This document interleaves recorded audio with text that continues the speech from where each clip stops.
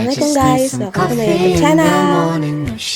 Kali ini kita akan bahas soal CASN 2021. Semangat! Bismillahirrahmanirrahim. Hai kawan-kawan semua, para pejuang CASN tahun 2021. Di video YouTube kali ini aku akan bahas 10 soal tes wawasan kebangsaan. Yuk kita belajar bareng-bareng yuk. Nomor 1. Berikut ini yang merupakan salah satu nilai yang terkandung dalam sila keempat dalam kehidupan sehari-hari adalah A. Setiap manusia Indonesia mempunyai kedudukan, hak dan kewajiban yang sama. B. Rela berkorban bagi negara. C. Mengembangkan rasa cinta kepada tanah air dan bangsa. D. Mengembangkan persatuan Indonesia atas dasar Bhinneka Tunggal Ika.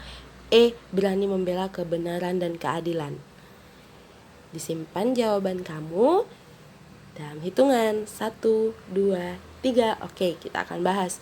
Pertanyaan di sini yang ditanya adalah nilai yang terkandung dalam sila keempat.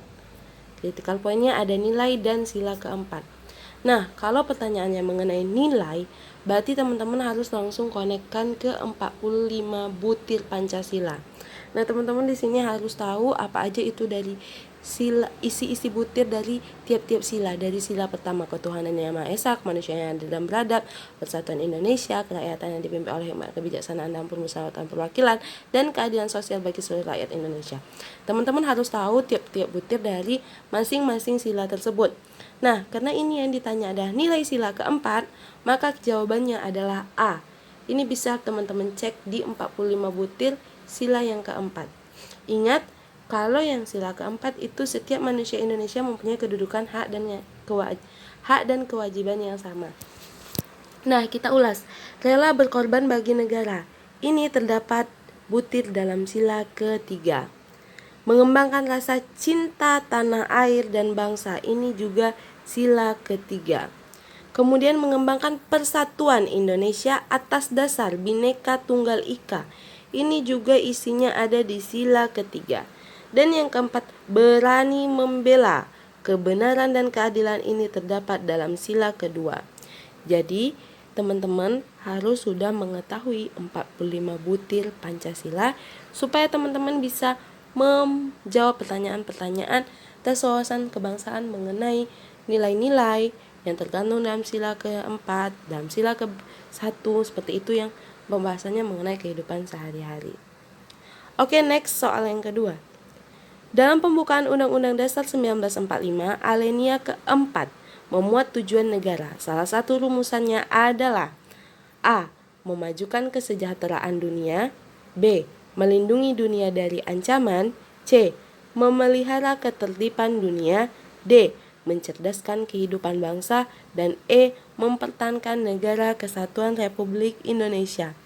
Di-save jawaban kamu dalam hitungan 1, 2, 3. Nah, oke, mari kita lihat pembahasannya.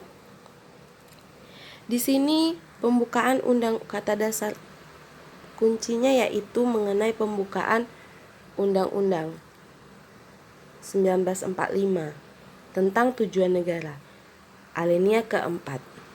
Nah, seperti yang kita ketahui bahwa dalam alinea keempat itu isinya adalah cita-cita bangsa. Nah, coba diingat-ingat lagi.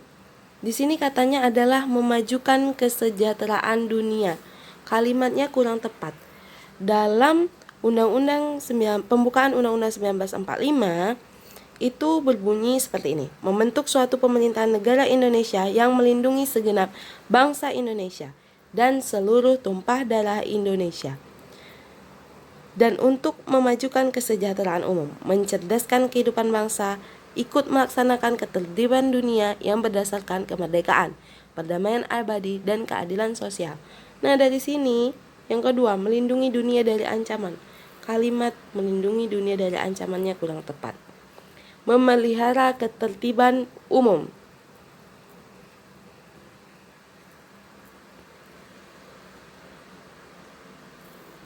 Maaf, di sini memelihara ketertiban dunia.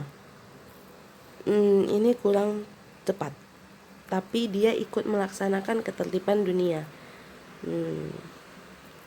Kemudian yang berikutnya, mencerdaskan kehidupan bangsa. Ini tadi ada ya. Ini benar. Oh sorry, warnanya merah. Ini tadi ada. Kemudian mempertahankan negara Republik Indonesia. Ini yang kurang tepat. Oke, kita lanjut soal yang ketiga. Dalam kedudukannya sebagai pandangan hidup bangsa, pada hakikatnya Pancasila merupakan A. Filosofis Grundslag negara, B. Weltanschauung bangsa Indonesia, C. Norma dasar negara, D. Pedoman kesetaraan, E. Pedoman pembangunan. Kunci jawaban kamu dalam hitungan 1, 2, 3. Nah, di sini bahasanya adalah kedudukan sebagai pandangan hidup bangsa. Nah, ini berasal dari bahasa Jerman, jadi jawabannya adalah B. Ini artinya adalah pandangan hidup bangsa dalam bahasa Jerman. Jadi Pancasila itu diartikan sebagai pandangan hidup bangsa Indonesia. Oke, kita lanjut ke soal keempat. Alinea keempat pembukaan Undang-Undang Dasar 1945 Negara Republik Indonesia sangat erat kaitannya dengan proklamasi kemerdekaan 17 Agustus 1945 karena adanya A. Keinginan luhur bangsa Indonesia, B. Asas falsafah negara yang hendak dibangun, C. Cita-cita bangsa Indonesia, D. Perjanjian luhur bangsa Indonesia, dan E. Harapan untuk masa depan. Nah, teman-teman harus ingat, tadi kita sudah membahas mengenai alinea keempat pembukaan Undang-Undang 1945. Nah, apa kaitannya dengan proklamasi kemerdekaan? Itu berhubungan dengan cita-cita bangsa Indonesia. Karena tujuan dari alinea keempat itu isinya tentang cita-cita dari bangsa Indonesia itu sendiri. Oke, kita next yang kelima. Nah, ini kita masuk ke bagian soal undang-undang, batang tubuhnya ya. Nah, pokok pikiran pembukaan Undang-Undang 1945 dijabarkan dalam pasal-pasal Undang-Undang Dasar 1945. Pokok pikiran ketiga dalam pembukaan dijabarkan dalam pasal. Nah, teman-teman harus ingat lagi tentang alinea ketiga dari pembukaan Undang-Undang Dasar 1945. Itu membahas tentang apa? Nah, itu harus diingat. Nah, ini cara menjawabnya, cara gampangnya teman-teman harus bisa memahami setiap pasal yang ada di batang tubuh Undang-Undang Dasar 1945. Jadi ada teman saya yang udah pernah lulus, salah satu cerita dari pengalaman orang yang udah pernah lulus CPNS di tahun 2019. Nah, itu dia hafal mati Undang-Undang Dasar 1945. Tapi kalau tips dari aku, mendingan teman-teman hafal poin penting per pasal. Jadi dengan begitu, walaupun soal dibolak-balik, tapi teman-teman hafal dan memahami poin penting dalam tiap pasal, teman-teman bisa menjawab pertanyaan kayak gini. Nah, kita lihat aja ABC-nya kalau memang ini pertanyaannya agak rumit. Kan kalau misalnya pertanyaannya lebih membingungkan, langsung lihat option pilihannya. Dari sini nanti bakal nampak teman-teman.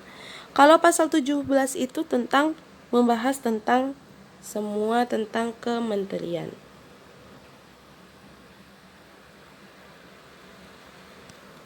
Nah, pasal 18 itu membahas tentang pemerintahan daerah atau disebut juga dengan Pemda. Kalau pasal 19 itu bahasannya semuanya tentang DPR. Pasal 24 itu tentang kekuasaan kehakiman.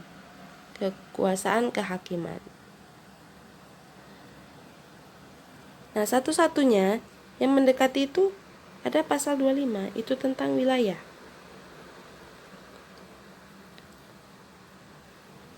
Jadi jawabannya E.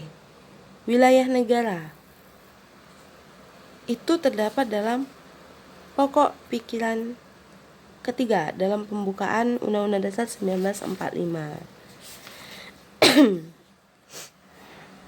Karena pengakuan atas kemerdekaan bangsa Indonesia Hal ini sesuai dengan isi dari pasal 25A yang menyatakan bahwa Negara Kesatuan Republik Indonesia adalah sebuah negara kepulauan yang ditetapkan dengan undang-undang.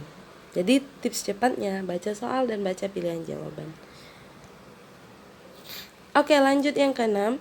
Urusan pemerintah yang sifatnya konkuren adalah. Nah, di sini option pilihannya yang A, bidang pendidikan dan kesehatan, B, bidang dalam negeri dan luar negeri, C, bidang pertahanan dan keamanan, D, bidang politik dan budaya, E, bidang ekonomi dan kerakyatan. Nah, di sini kata kuncinya ini. Ini artinya adalah yang tidak bisa dipisahkan. Artinya dia selalu berdampingan. Nah, dari sini kita bisa lihat yang selalu berdampingan itu adalah bidang pertahanan dan keamanan. Ini ada satu kesatuan yang tidak bisa dipisahkan. Jadi jawabannya adalah C. Sampai di sini udah berapa benernya teman-teman? Oke, kita lanjut soal yang ketujuh. Berikut ini adalah lembaga-lembaga dalam suprastruktur politik Indonesia, kecuali A. Mahkamah Konstitusi, B. Partai politik, C. Presiden, D. Badan Pemeriksa Keuangan, E. Dewan Perwakilan Rakyat. Simpan jawaban kamu dalam hitungan 1, 2, 3. Oke, kita bahas. Di sini lembaga suprastruktur politik Indonesia artinya adalah ini yang masuk dalam sistem pemerintahan secara terstruktur.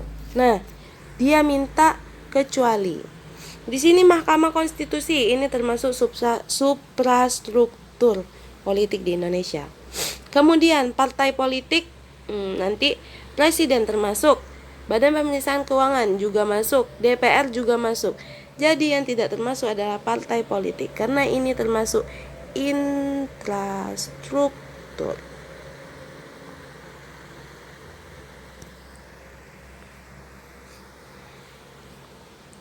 Oke, kita masuk ke soal ke-8. Pernyataan-pernyataan di bawah ini merupakan bukti bahwa negara Indonesia adalah negara yang berdasarkan atas hukum. Kecuali A. Berbeda pendapat tidak dilarang, B. Kekuasaan kehakiman adalah kekuasaan yang merdeka, C. Pemerintah menjamin kepastian hukum, D. Peraturan dibuat oleh pemerintah, dan E. Adanya pengakuan terhadap persamaan hak. Jawaban kamu dikunci dalam hitungan 1, 2, dan 3. Nah, di sini kita tahu bahwa negara Indonesia adalah pertanyaannya di sini mengenai negara hukum. Negara Indonesia berdasarkan hukum. Sekarang kita cari permintaannya ada yang kecuali. Kita cari berbeda pendapat tidak dilarang. Ini merupakan bentuk negara yang berdasarkan atas hukum. Kemudian kekuasaan kehakiman adalah kekuasaan yang merdeka. Ini juga bentuk negara berdasarkan hukum. Kemudian pemerintah menjamin kepastian hukum. Ini juga negara yang berdasarkan atas hukum. Kemudian peraturan dibuat oleh pemerintah. Dan yang E, adanya pengakuan terhadap persamaan hak. Ini juga negara yang berdasarkan atas hukum. Jadi jawabannya adalah D. Kenapa? Karena unsur-unsur negara itu berdasarkan hukum biasanya adanya perlindungan terhadap HAM atau hak asasi manusia. Yang kedua, adanya pemisahan dan pembagian kekuasaan negara untuk menjamin perlindungan HAM. Yang ketiga, pemerintahan berdasarkan peraturan. Jadi adanya pemerintahan itu berdasarkan oleh peraturan. Yang D, adanya peradilan administrasi. Itu syarat-syarat unsur-unsur negara berdasarkan dari hukum. Oke, kita lanjut ke soal yang ke-9. Tokoh yang menyampaikan dua gagasan sila-sila Pancasila, yakni tertulis dan tidak tertulis adalah A. Soekarno, B. Supomo, C. Muhammad Yamin, D. Suwardi Suryaningrat, E. Hatta.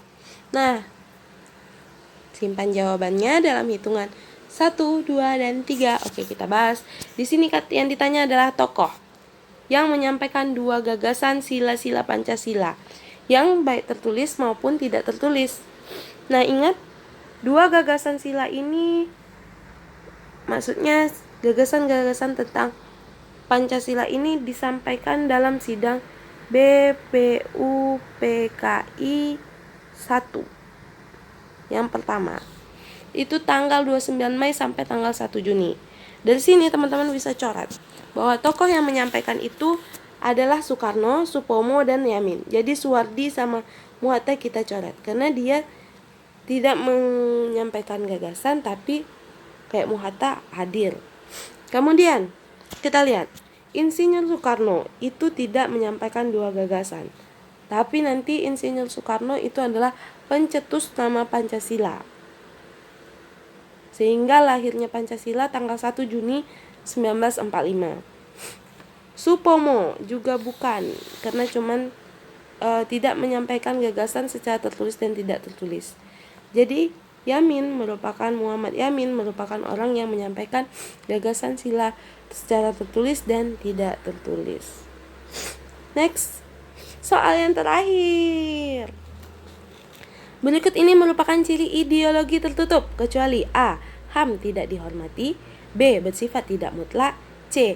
Memaksa ideologi diciptakan oleh penguasa, D. Pluralisme, pandangan dan kebudayaan ditiadakan, E. Bukan merupakan cita-cita masyarakat. Di sini dia menanyakan ciri dari ideologi tertutup kecuali HAM tidak dihormati. Ini merupakan ciri dari ideologi tertutup. Bersifat tidak mutlak atau fleksibel, ini yang kecuali. Memaksa ideologi diciptakan oleh penguasa, ini bagian dari ciri ideologi tertutup. Pluralisme pandangan dan kebudayaan ditiadakan, ini juga ciri ideologi tertutup. Bukan merupakan cita-cita masyarakat, ini juga ciri ideologi tertutup. Jadi jawaban yang benar adalah B. Bersifat tidak mutlak atau fleksibel. Nah, 10 soal tes wawasan kebangsaan bagian pilihan negara udah kita angsur untuk membahasnya. So teman-teman, buat kalian yang benar-benar mau lulus CASN tahun 2021 tahun ini, semoga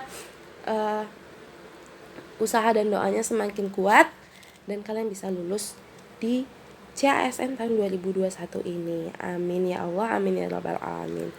So, kalau ini bermanfaat, boleh dibagikan, boleh di like, boleh di subscribe akun YouTube-nya, juga follow akun Instagram-nya.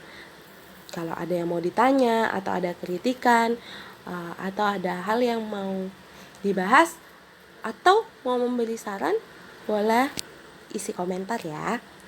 Karena aku juga manusia yang tidak luput dari banyak kesalahan. Terima kasih. Assalamualaikum.